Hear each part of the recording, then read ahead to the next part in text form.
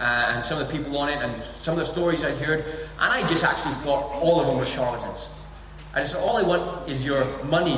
And so I thought, I'll watch these guys and try and see what techniques they use to, dupe people into giving their money.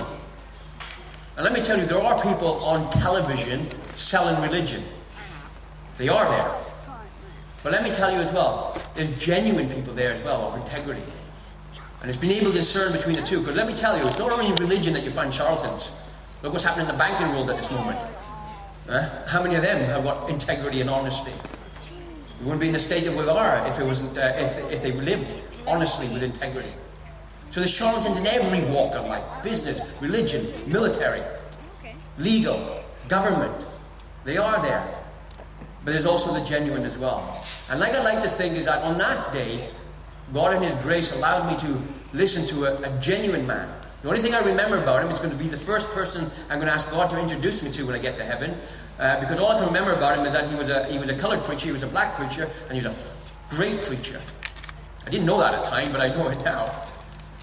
But I remember then sitting and listening to him, and I can't remember his first exact words, but I remember my reaction to them.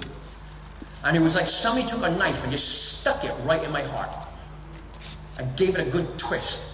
And I got so scared, I grabbed the TV controls and I turned back to MTV. And I hit the volume button to turn it up as loud as I could to drown out what this guy had said.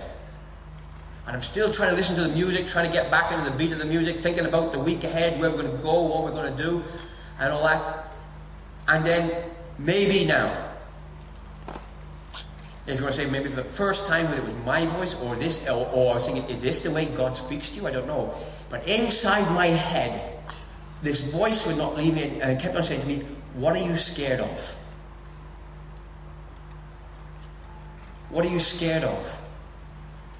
And I was sitting there, I was thinking, what am I scared of? I had a pretty big inflated opinion of myself because of what I've been through, got into Paris, did selection. I've just been to war and I've come back from there and done all that. And this guy, he's just said a few pleasures of life.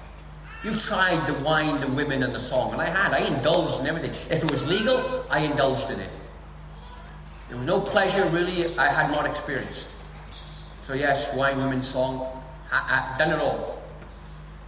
And he said, something, you got the house, you got the car, you got the clothes, and it's true, I'm by no means a millionaire, but I was now a young NCO in the regiment, and those of you who are aware of it, we get paid an awful lot more than most people in the British Army, with the added pay we get on. And so by this stage, I've already bought my house, I had the sports car, I had the Rolex watch, and if I wanted the nice clothes, I had it, I could get it. It wasn't a problem for me, I had them. So I was going, yeah, I got those. He says, something, you probably got great friends, and I did. Best friends you ever want.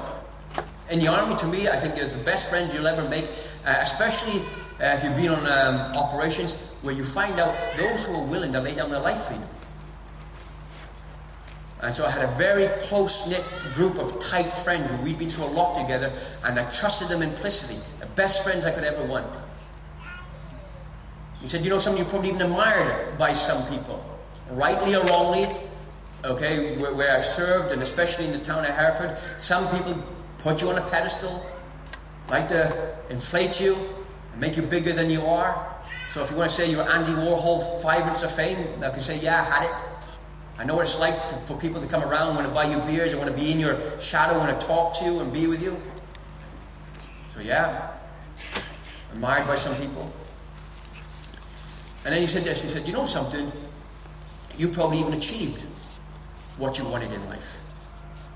And for me, being a professional soldier, to be at the highest place within the British Army as such, in regard to professionalism and unit, after today, I will never, ever cry. Because men don't cry. I was now 27. 17 years or so had passed in my life, and not one tear had come out of my eyes in those 17 years. But on that day, when I finally realized how much God loved me, I knew the love of friends who were willing to lay down their life for me. But I realized I was God's enemy. And yet he still said, I will die for you. I'd never come across such love. And I got down on my knees and I began to weep. And I wept, and I wept, and I wept, and I wept. And I asked God, if you love me, will you forgive me? And Jesus, will you come and live in my heart and make me the man I should be? And on that day, when I got up off that floor, my whole life had completely turned around. That was 17 years ago, and I've never looked back. Winston Churchill said this: there's nothing more exhilarating for a young man than to be shot at and missed. I've been shot at many, many times, and thankfully, as you can see, missed many times. But there's nothing been more exhilarating in my life than to find Jesus Christ as my Lord and Savior. He has given meaning to my life, and He's given destiny to my life. And you, as I say, being here today, and that's what really we're here to offer you. Some of my story might be very familiar to many people in this room. And you're searching and saying, isn't there anything more to my life than just this? Well, the answer is yes, there is. And the answer is found in Jesus Christ.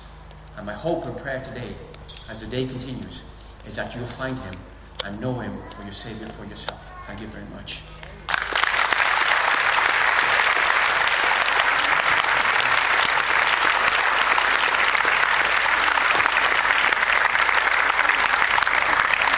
Thank you, Mark.